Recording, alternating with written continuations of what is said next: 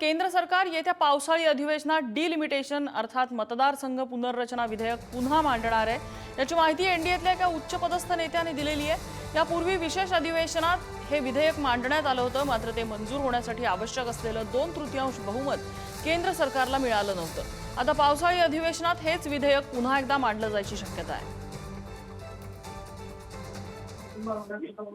शिवाजी काळे आमचे दिल्लीचे प्रतिनिधी अपडेट देतात। शिवाजी, राजधानी दिल्लीमध्ये डिलिमिटेशनची सध्या चर्चा सुरू आहे आणि साधारणपणे येत्या पावसाळी अधिवेशनादरम्यान हे विधेयक मांडलं जाणार आहे। पुन्हा आपल्याला माहिती आहे की 16 आणि 18 एप्रिलला जेव्हा राजधानी दिल्लीमध्ये गेल्या अधिवेशनामध्ये हे विधेयक मांडण्यात आलं होतं, तेव्हा एनडीएला 298 आणि इंडिया आघाडीला 230 मतं मिळाली होती।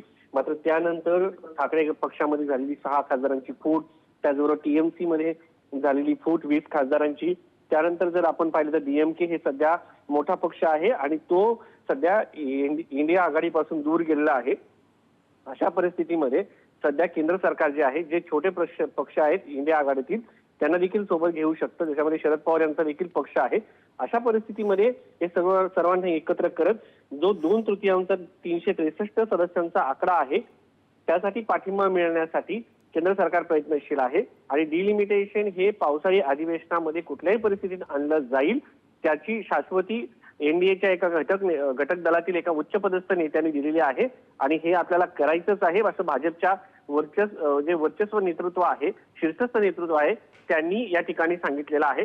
त्यामुळं आगामी काळामध्ये हे विधेयक आणलं जाणार आहे, ते म्हणजे येत्या पावसाळी अधिवेशनामध्ये। आणि यावरून एक बाब स्पष्ट होते की एनडीएचा 363चा आकडा देखील जुळला असल्याची शक्यता या निमित्ताने व्यक्त केली जात आहे आणि ज्यांच्याशी गरज आहे बोलण्याची त्यांच्याशी देखील बोललं जाईल। एकंदरीत जर पाहिलं गेलं तर जे प्रादेशिक पक्ष आहेत, ज्या पद्धतीने ठाकरेंचा पक्ष फुटलेला आहे आणि तृणमूल काँग्रेसचा पक्ष फुटलेला आहे, त्यांनी या केंद्र सरकारशी जुळून घेतलेला आहे आणि केंद्र सरकारला साजेशी भूमिका आम्ही घेऊ असा शब्द दिलेला आहे।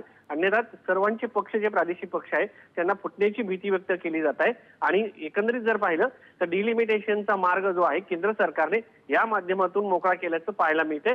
त्यामुळे आता येत्या पावसाळी अधिवेशनामध्ये हे विधेयक येतंय का, त्याच्यामध्ये काही बदल केले जात आहेत का आणि त्याचबरोबर हे विधेयक पास होते का हे पाहणं महत्त्वाचं असणार आहे। अगदी शिवाजी, अपडेट घेत राहू। तुर्तास धन्यवाद या माहितीबद्दल।